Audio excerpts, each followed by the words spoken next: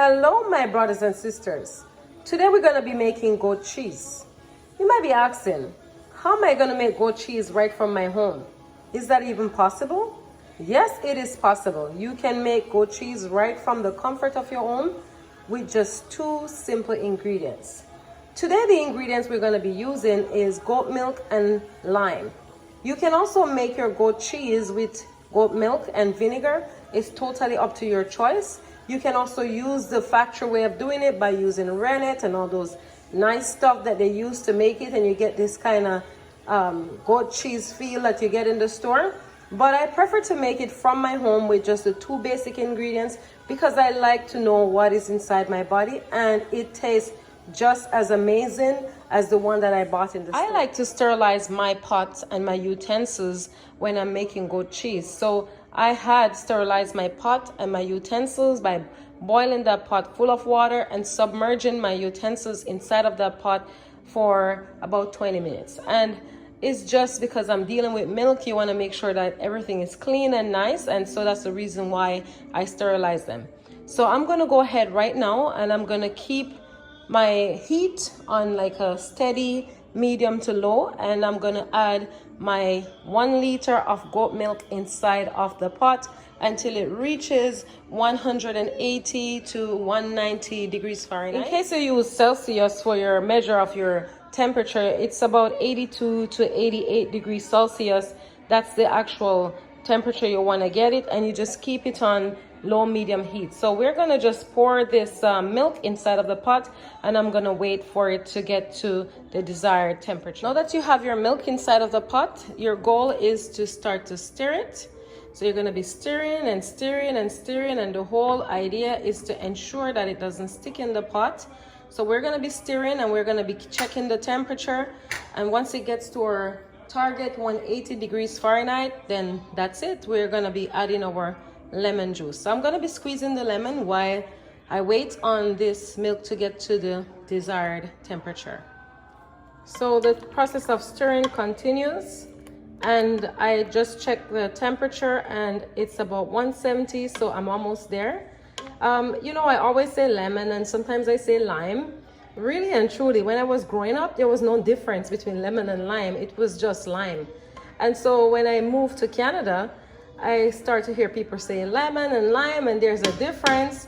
But really and truly, whichever you use, lemon or lime, it just works perfectly. You can use a yellow one or you can use the green ones. So whichever that you prefer. So we're going to check the temperature one more time and see if it's ready. And then I'm going to pour that lime juice right inside of that milk. So our temperature has reached 190 degrees Fahrenheit. And I'm just going to pour that lime juice right now inside of it. Very important to note that you turn off the stove at this point. So I'm turning off the stove right now. Just turn that off. And I'm just gonna be pouring this lime juice right inside of that. So that's your 2 lemon juice. And you just leave it there for a couple minutes. I'll just mix it in a little bit.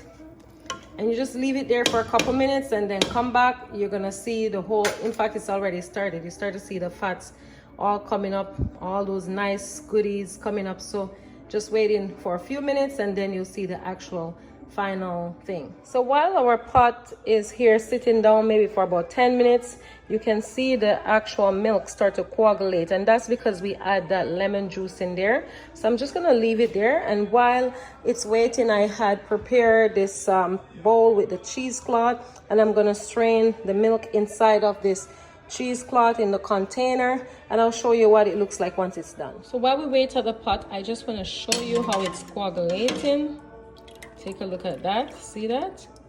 See the whole coagulation, all of that. So I'm just waiting a little bit for it to coagulate a little more, and then I'll just pour it in that bowl with the cheesecloth and let it drain.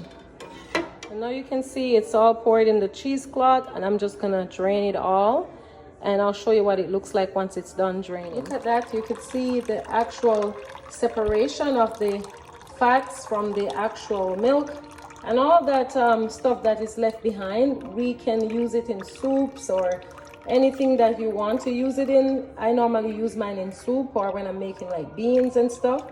and it's just as perfect. So I just have to wait on this until it's finished draining. It all boils down to how you want your goat cheese. If you want it really soft, if you want it sort of thick, however you prefer it. I like mine kind of in between, soft, medium.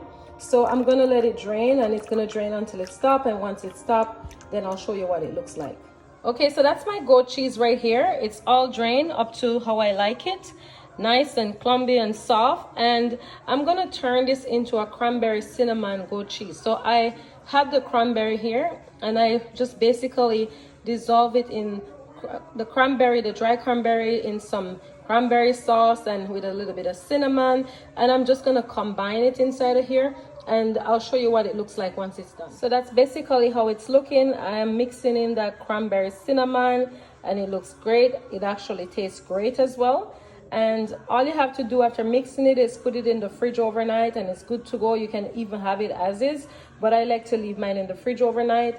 Remember, this is just homemade, and so this type of cheese doesn't last very, very long. So you have to eat this maybe within a week and a half or so. Normally I'll eat this off in a week, and you know, I'm good, because goat cheese is one of my favorite. So I just encourage you to like, share, and subscribe to the channel.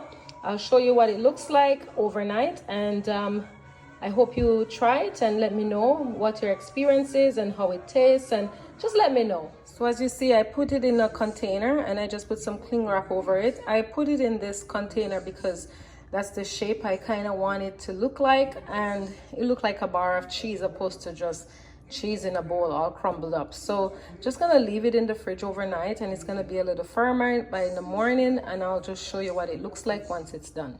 Okay, my brothers and sisters, so this is the final product of my goat cheese, and I left it overnight, and it get that nice shape. And you know, I'm trying to be creative, so I put it in that plate with some cranberry and oranges, just a presentation for you. So that's really it. It's very soft, very nice, very tender. You can put it in whatever container you please to get the shape that you desire. You know, I kind of like the idea that it looks like actually a block of cheese opposed to just in the plate, and that's the whole purpose of me doing it like that. I do hope you enjoy watching this video. Remember to like, share, and subscribe to the channel. I do hope you try this goat cheese recipe in the future. Do leave a comment in the comment section and let me know when you try it and how it turns out. You can also try any other cheese. You could make any other cheese with the same ingredients, milk and also lime or vinegar, whichever you prefer. Whatever cheese you prefer, it's perfectly fine, and it will get the same result. Just leave me a comment in the comment section and let me know. God bless you. May his face shine upon you, and may he be gracious to you in this week. Have a wonderful, wonderful rest of the week, and I hope you like, share, and subscribe to the channel.